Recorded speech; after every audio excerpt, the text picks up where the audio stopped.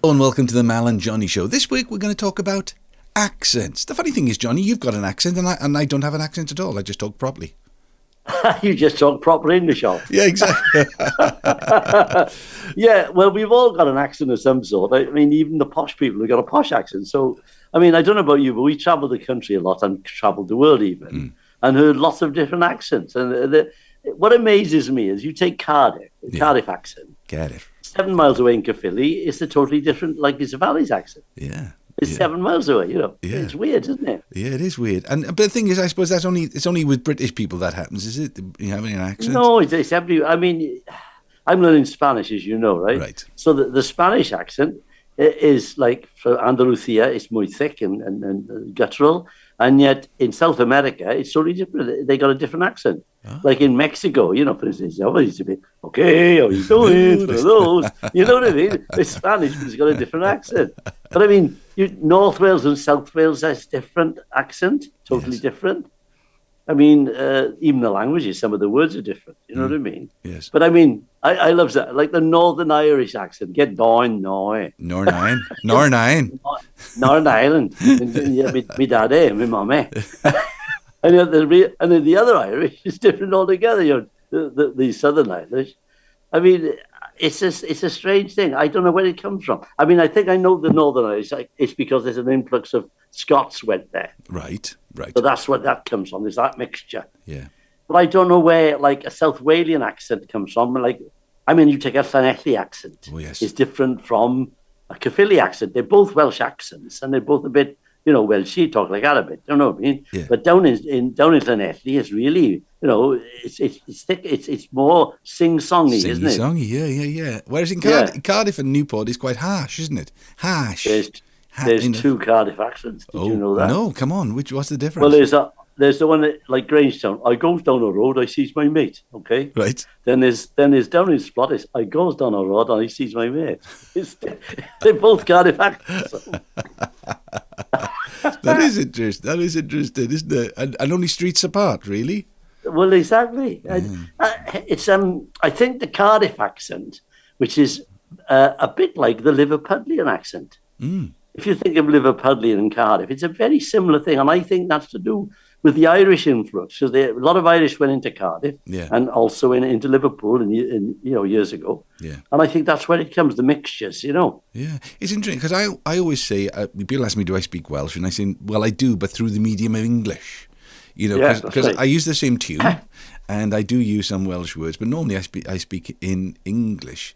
But the accent in Swansea is an interesting one because it's quite a natural blend of English and Welsh. I was trying to explain. Somebody asked me the other day about the term Jack, and I'm not quite sure. If Swansea Jack. Does it come from the sailors? Well, it could do. I think it was the people in the town were considered to be not particularly Welsh. You know, so they were the Swansea Jacks. Yeah, so there were Welshies outside, and there were Jacks inside. There's a story about a dog as well called Swansea Jack. But you know, it's interesting how cultures mix, and then there's a blossoming of like New York. You know, you think of all those guys in New York when they talk like that. Oh, New York. It's like Brooklyn. Yeah, Brooklyn, New York, 9 times. Yeah, and then you got the Southern accent, the Southern American. You know, it's really hey, come back, y'all. Yeah, you know, so like, yeah. But see, I love Liverpool accent. You like that, lads, you know. It's great. Chicken. It's like that. You want chicken sandwich? Picnic? Go for a picnic? Yeah. Was it chicken? Oh, that bloke on TV last week was saying that. Was that great actor? He's a Liverpudlian, little guy. Stephen Graham, There's loads. Stephen Graham? Yeah, that's him, yeah. He said they didn't understand him because he was saying chicken. And they said, what are you talking about? Chicken? And he said, chicken. Okay, chicken. See, the first time I saw Stephen Graham was in a thing called Boardwalk Empire, which was all about gangsters in the 20s. It was a series on Sky, I think. And he was actually playing Al Capone, you know, Al Capone. Oh, yeah, I've seen him do a New York accent. He does a good one. I just thought he was American. It really took me by surprise when I saw him doing, you know, his normal accent. He's mixed race, you know. I didn't know he was mixed race. Oh, I didn't realise that. Yeah, I didn't until he said last night on the TV. He's on with Graham Norton. Oh, wow.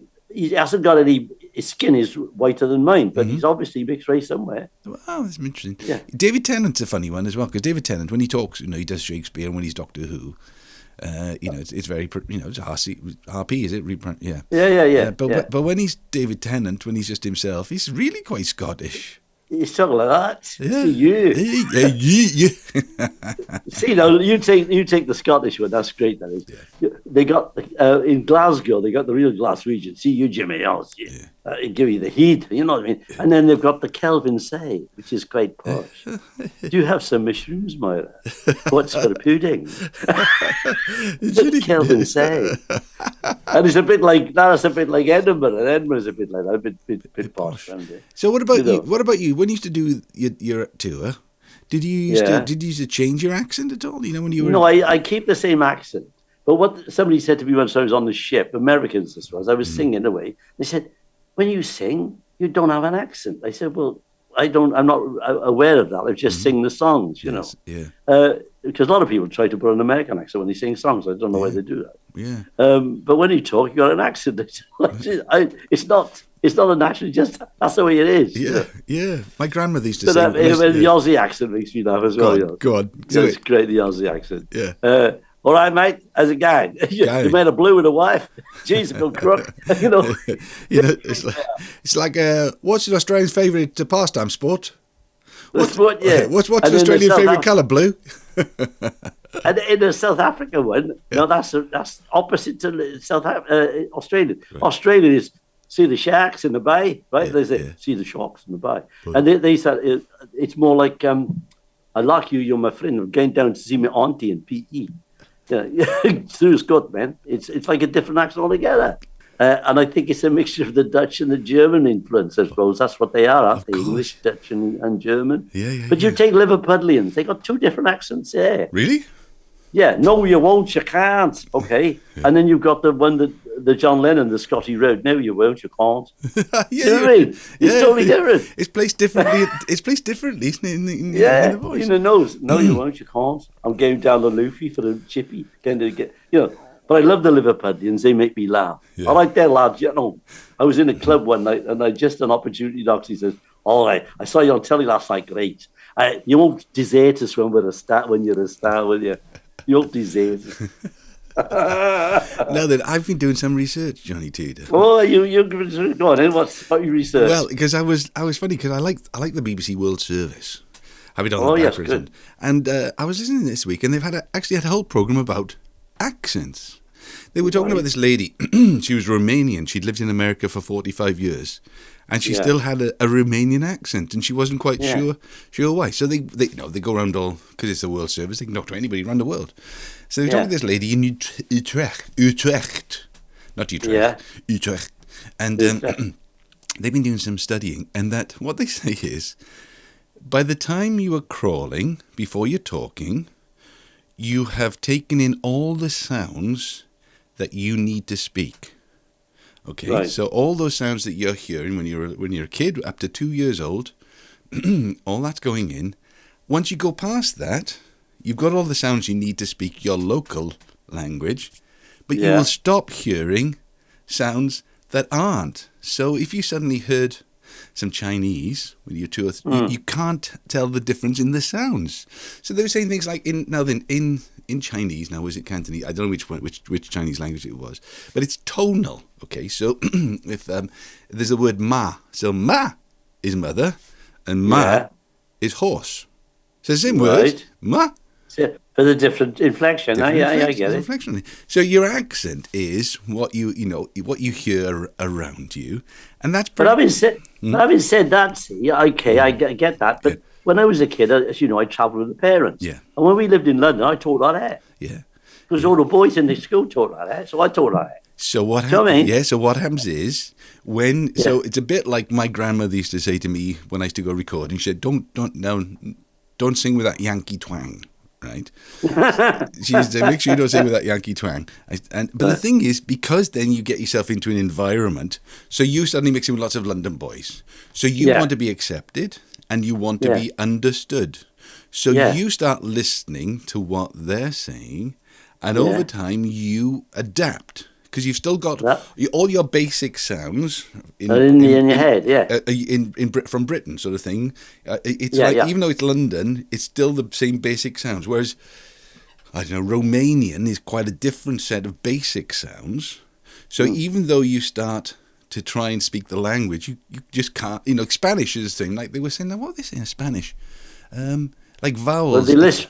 Yeah. The lisp one. Well, that's interesting, isn't it? Because that's... 225. Yeah, and that's like because of a Spanish king who had a lisp and everybody thought they were. It was a queen, I think, and she had a lisp and they thought that's the way to speak, yeah. So then, in Spanish, apparently there are less either vowels or consonants. I suppose they got lots of vowels. It must be consonants in that case. So there's like 5 or something, but there's like 14 different sounds in English. So, so you don't have the building blocks to actually... because it's phonetic. It's phonetic. Yeah. Yeah. So it's... I mean, you take it. English is a weird language because that thought and though and it's spelled pretty the same more or less, but it's a different sound altogether. Yeah, and it was just... Isn't it? Yeah, it was just... And then they were saying, okay, so... Take all that, so you don't have the building blocks, so it's going to be really hard. But if you want to get another accent, then we're saying then you just have to mimic people. You just have to find a voice that you like, speaking the language that you like, and keep on copying and keep on listening back, listening to what they say. You record yourself, listen to it until you get, like in Dutch, there's an o sound in Dutch. O. And, English people, British people don't have that sound in their, in their library. Well, it's like French. Yeah. Yeah, well, North Wales do that. Yeah. And then there was another one, they said... It was like... And down you say, Ian, they said there. Yeah. And they were saying nothing. You and I won't tell the difference between, and I'll try and do what they did. They would, ba, pa, and ba. Ba, ba, ba. I don't... Right. The p and the b sound exact. I probably did them exactly the same. But they were saying if you were French or Spanish, you would know those are 2 totally different sounds. So right. So building blocks when you're a kid. So that's where the accent. Well, starts. but I don't know. I didn't like copy people on purpose. It just happened. Like when I went to live when I had this Cockney accent all that I went to live in my stake. Right. All right. And I talked like that there when the boys down the pub. No. He loved to see down the bars, and I was talking like the boys. Yeah. And when I'm with my friends from my stake, I go very well. Exactly. It's like when Olwen speaks to somebody in the north, he goes very, very gog. Very gog. Because she's from up there, see? And it's because you want to be accepted, you want to make yourself understood. I don't know if it's that or it's you just normally just fall into it because somebody else is speaking like it. Yeah. I mean, I don't know what accent I've got. I've got a mixture of Cardiff and Valleys, I think.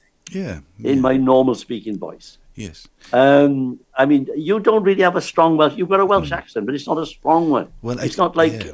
Because I went away to university and then went to live in London. I didn't specifically try to lose the accent.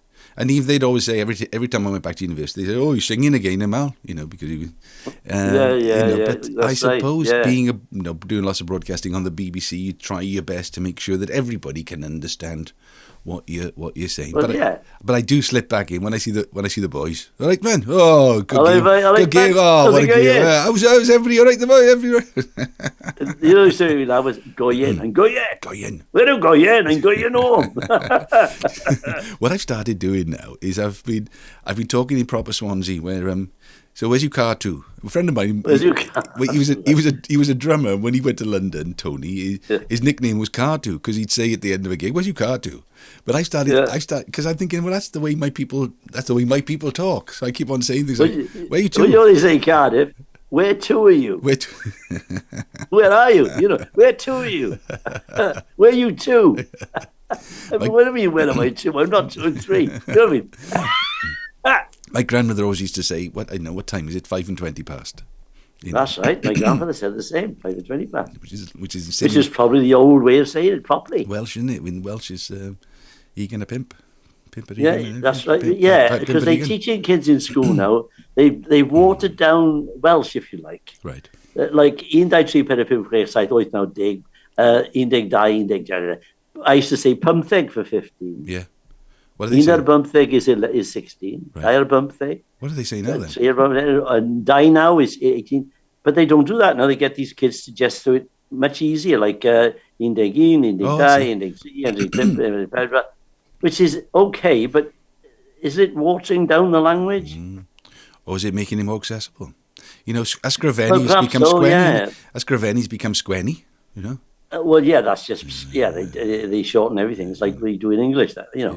But like and the triglass, the soft mutations, Yeah. they tend to leave those out as well. Like Paidafoini, it should be. They say Paidapoini. Yeah, Paidafoini. Yeah. Which is wrong. It's Paidafoini. I can't say Paidapoini because I was taught Paidafoini. So Paidafoini comes out naturally. The funny thing is, Latin. Latin doesn't change at all.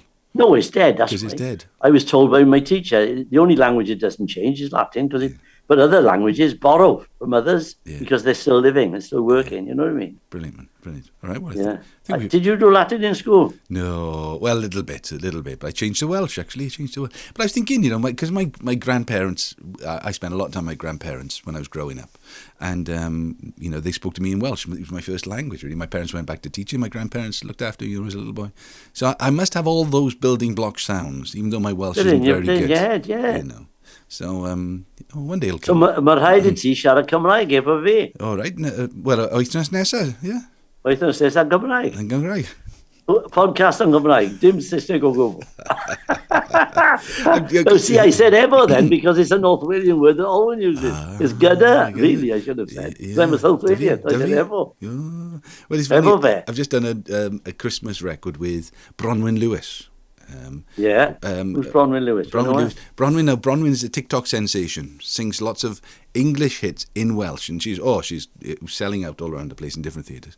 And so we're doing Away in a Manger in Gymraeg.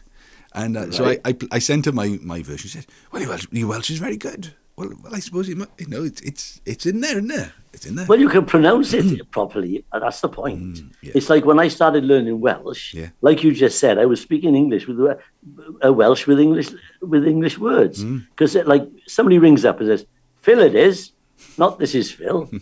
That's a total translation from our grandparents' time when they translated in their heads to English because Welsh was their first language. Yeah. So they've been speaking Welsh all the time using English words. Oh, there we are. Well, you've got a lovely accent, Johnny T. A lovely accent. I don't know what it is. I'm Cardiff boy sometimes. I talk like that. But I likes it. It makes me laugh. I remember being in school once when I moved back to Cardiff, and some kid was trying to be a bit flippant. He wanted to fight me. Oh. And I think he went for me, and I punched him. I think. Yeah, so he came back with 3 more blokes, and he went, "No Gerard Griffiths." Oh God, languages. Do you speak anything else apart from English and Welsh?